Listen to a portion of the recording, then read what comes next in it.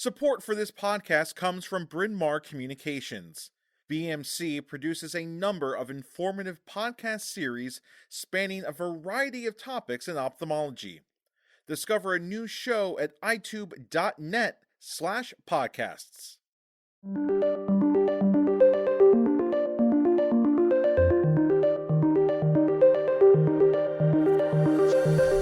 Hello and welcome back to another episode of the Mod Pod, where several authors from each issue of Modern Optometry read their articles for you.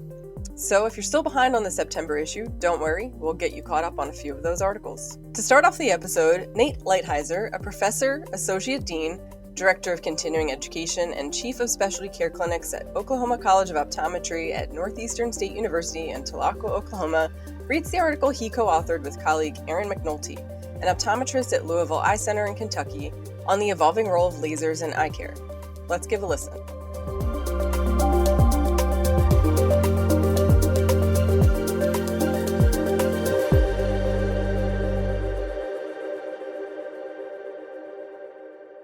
The first laser procedure performed by an optometrist took place in Oklahoma in 1988. They were lone rangers through the next 2 decades until 2011, when optometrists in Kentucky were granted laser privileges. In the past decade, 8 more states have joined the ranks of those that allow ODs to perform non-refractive laser procedures. Now optometrists are legally permitted to perform non-refractive laser procedures in 10 U.S. states. Previously, the main issue centered around access to care in rural areas where there were no other doctors to perform these procedures within 1 to 3 hours of a patient except for an optometrist. This argument still plays a significant role, but today's optometrists are also well trained to perform these laser procedures. Optometric education has evolved and advanced over the past few decades, in large part due to the evolution of technology. Laser and surgical education, both didactic and hands-on, is embedded and is a key part of optometric education at both the optometry school level and the postdoctoral level. Let's consider the evolving role of laser in SLT, YAG laser capsulotomy, and laser floater removal. Optometrists treat patients with glaucoma all along the spectrum of the disease, and there's good argument for treating patients with eye drops. But if we can keep patients off of drops or on as few drops as possible, that may lessen the burden on the patient and improve their quality of life.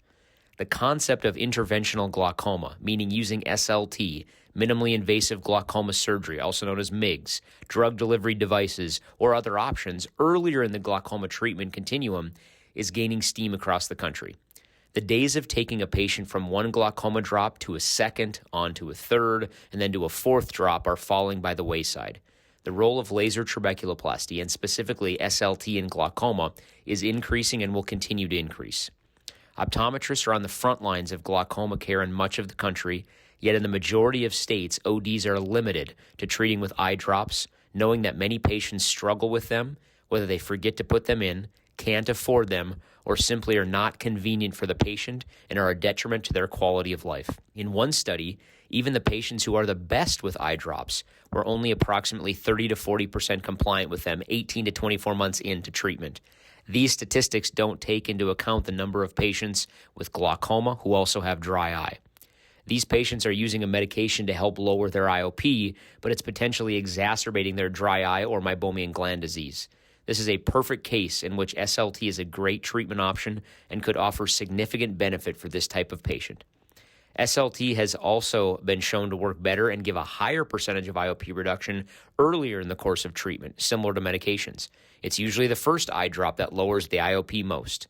We encourage all ODs, whether you are in a state with laser privileges or not, to consider the use of SLT earlier in the course of therapy for patients with glaucoma. The concept of SLT early and often brings significant advantages. The LIGHT study was one of the first big studies to show a quality of life improvement in patients, which really hits home for practitioners. The LIGHT study and others have demonstrated that repeat efficacy is probably better than what we all thought it was even a decade ago. When optometrists perform SLT earlier, perhaps as first-line therapy, and or involve an ophthalmologist earlier in a patient's care for perhaps an SLT or a combination cataract MIGS procedure or standalone MIGS, there's a tremendous amount of potential benefit for the patient, from IOP reduction to slowing disease progression to improving quality of life. Through discussions with ODs across the states where laser privileges have been granted, it is apparent that YAG laser capsulotomy continues to be the number one laser procedure that optometrists perform in the 10 states where they have laser rights. This procedure is successful in the treatment of posterior capsular opacification, also known as PCO, and helps an astounding number of patients improve their vision after this procedure. U.S. optometrists are already evaluating patients and making the determination whether laser surgery is needed or not. Key preoperative items to note include best corrected visual acuity, IOP, undilated pupil size, anterior and posterior segment health status, and degree of PCO. YAG capsulotomies can be performed in a number of different patterns, with the cruciate, or also known as cross pattern, and circular pattern likely representing the two most common YAG capsulotomy patterns. Patients typically have visual improvement very quickly over a period of hours to days, and postoperative visits are most often performed at 1 week and possibly 1 month postoperatively. YAG capsulotomy has been shown to be a successful procedure for improving patients' reduced vision from PCO. Furthermore, a recent study has shown that YAG capsulotomy can be safely performed by practitioners other than ophthalmologists.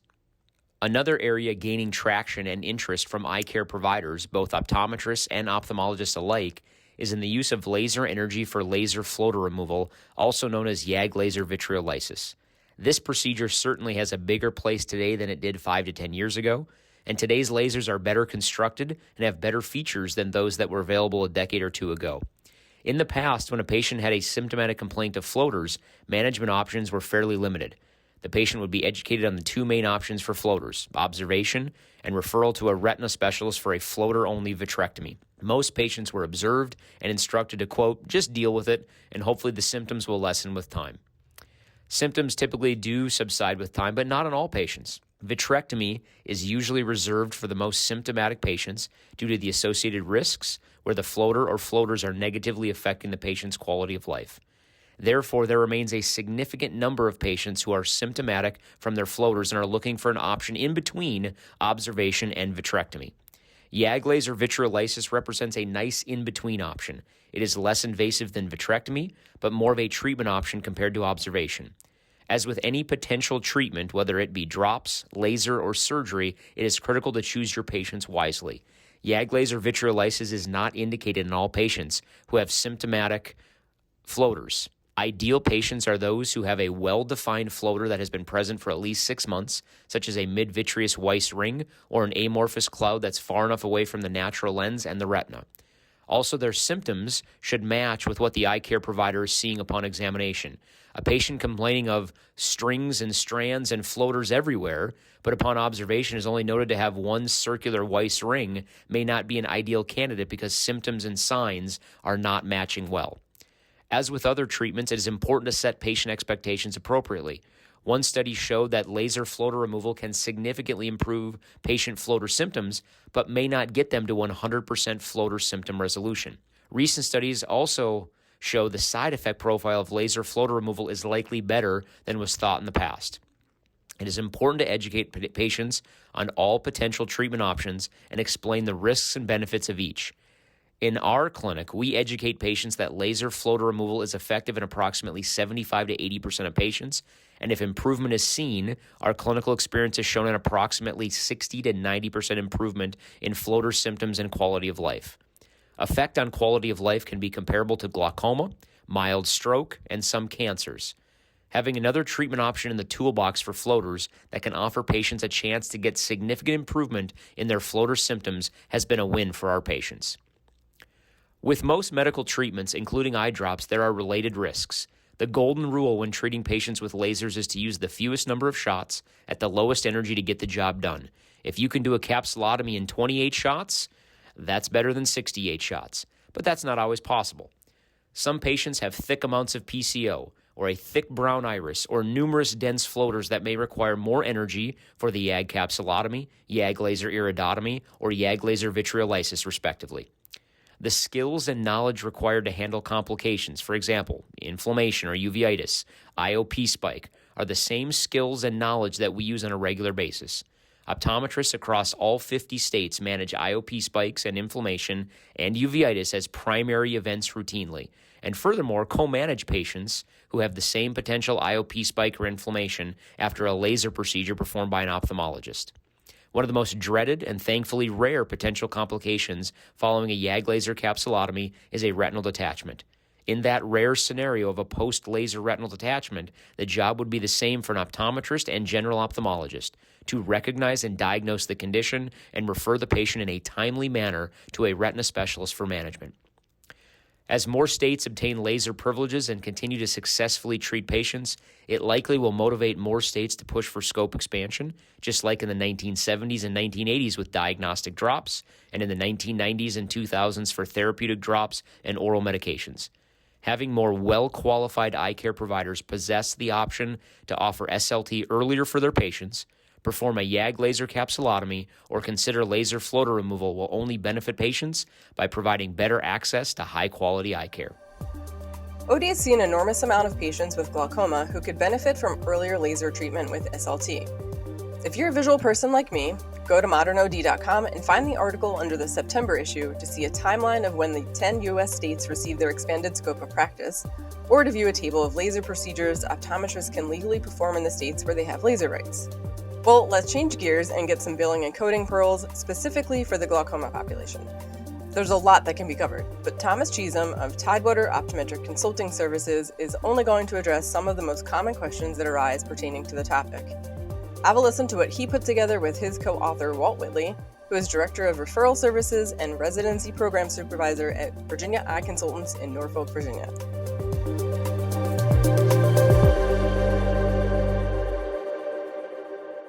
Some of the more common questions we get is how often OCT and visual fields tests may be performed and whether multiple tests can be done on the same date of service, as well as how often we should be seeing our patients with glaucoma. When it comes to frequency guidelines for testing and visits, it's all about what information is necessary to diagnose, treat, and manage your patient while following the standard of care for the level of disease severity.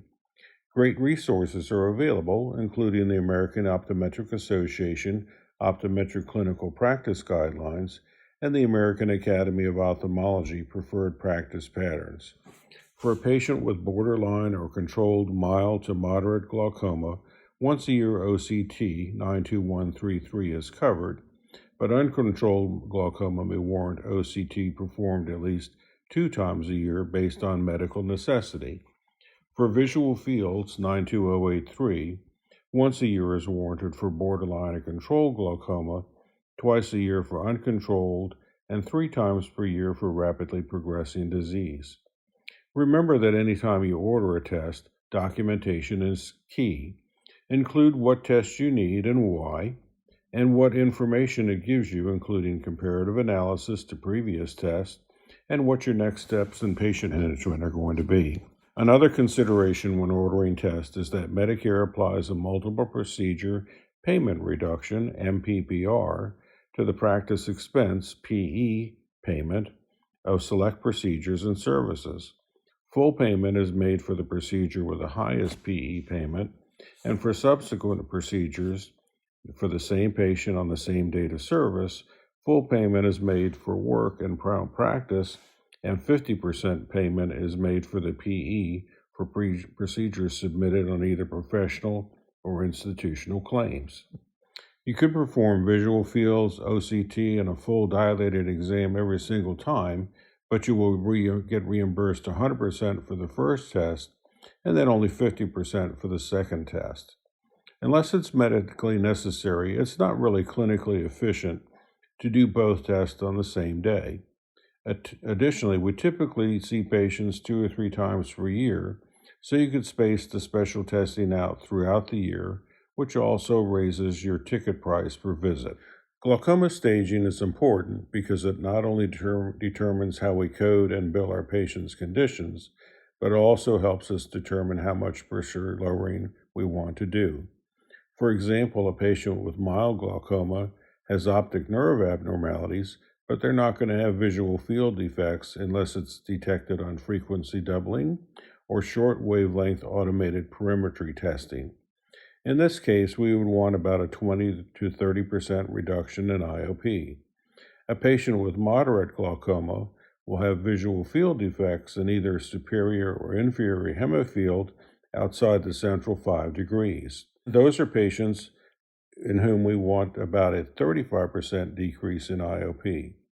If it's affecting both hemifields, or if it's within the central 5 degrees, then that patient has advanced glaucoma and will want a target pressure of below 18 millimeters of mercury, or target low teens to reduce visual field loss and progression.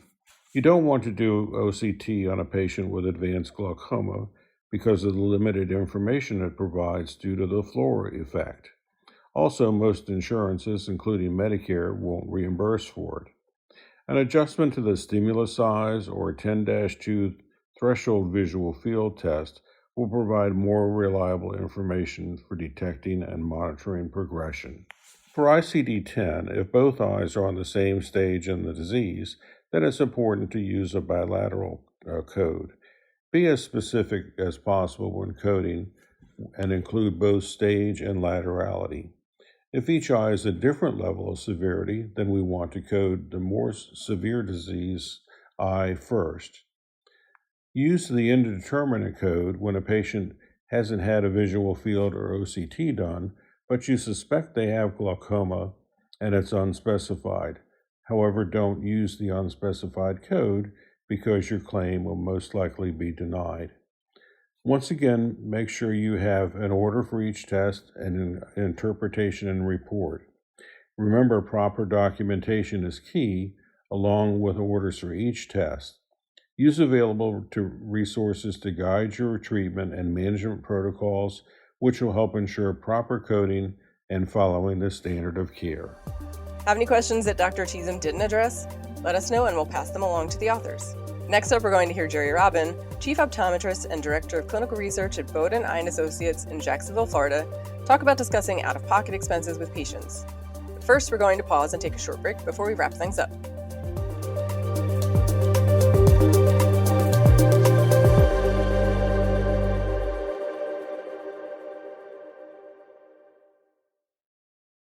Support for this podcast comes from Bryn Mawr Communications. BMC produces a number of informative podcast series spanning a variety of topics in ophthalmology. Discover a new show at itube.net/podcasts. Without further ado, let's get on with the last article of the episode.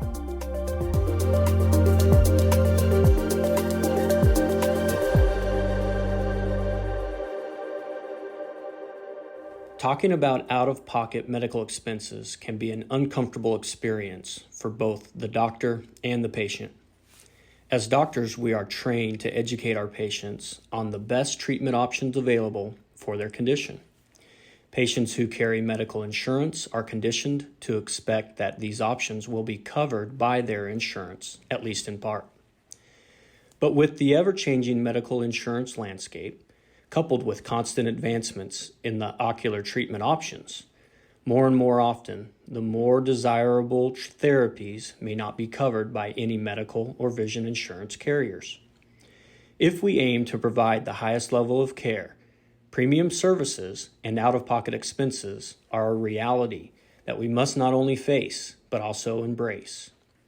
All patients have a right to be given the full range of options, both covered and out-of-pocket, that are available to treat their condition. It is wrong to assume which services a patient can afford and to attempt to practice medicine on a budget on their behalf without first giving them all of their options.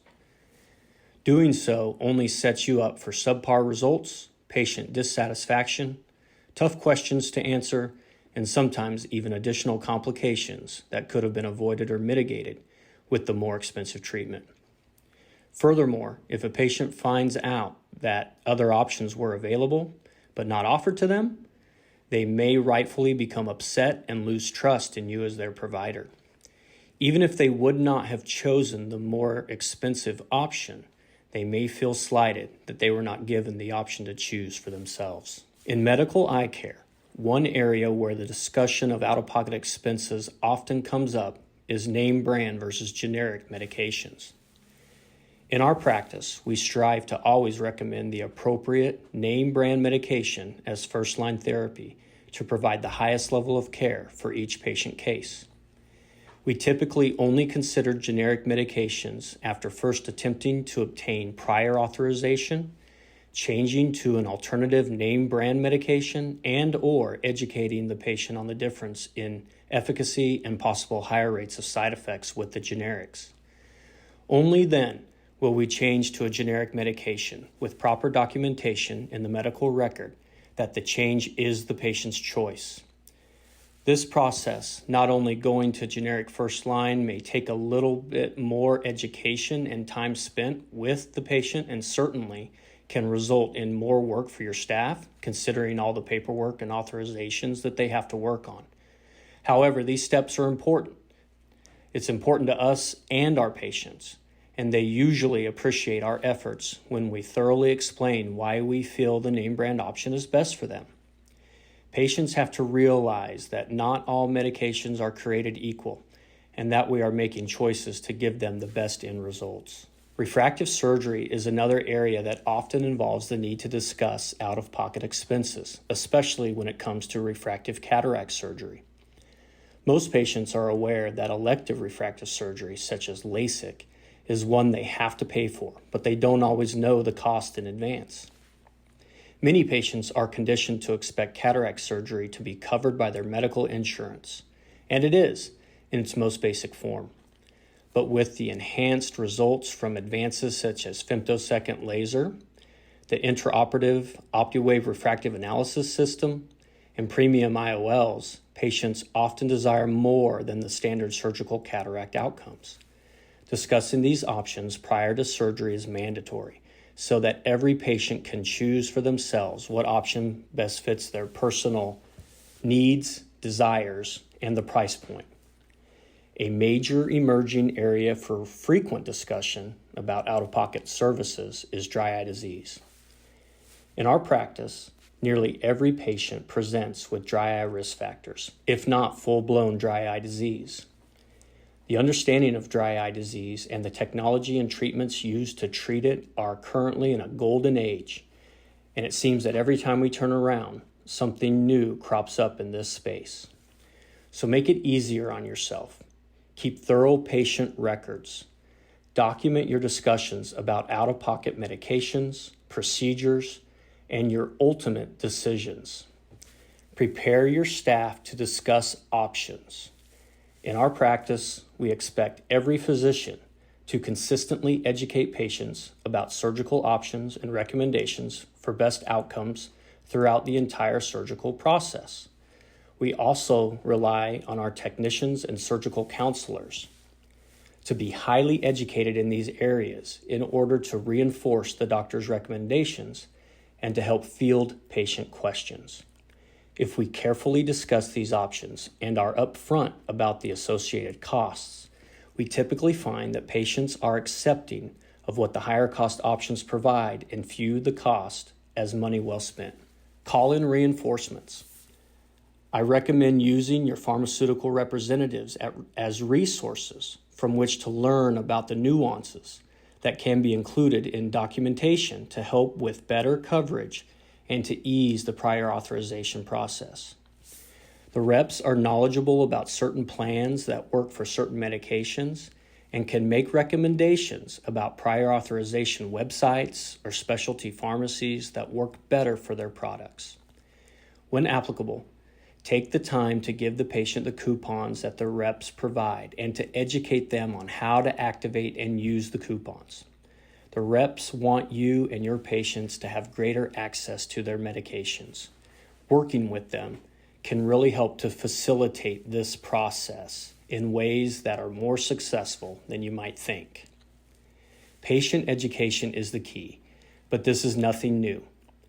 Whether we are recommending spectacle lens upgrades, advising on the need for multiple pairs of glasses, recommending myopia control or specialty contact lenses, discussing ocular diseases or surgical options, or offering out-of-pocket services, it is always imperative to educate and confirm that the patient understands. you are probably thinking that you don't have time to discuss every option with every patient. I know this because I was just like you once. Then one day, I decided to give it my best shot for my patients, and I haven't looked back since. You may change some of your processes and enlist the help of your team. You will have to train them a little more in the beginning, but once you have established this culture of education among your staff and patients, discussions about the cost of services, brand name medications, etc., will become easier, more exciting, and more profitable.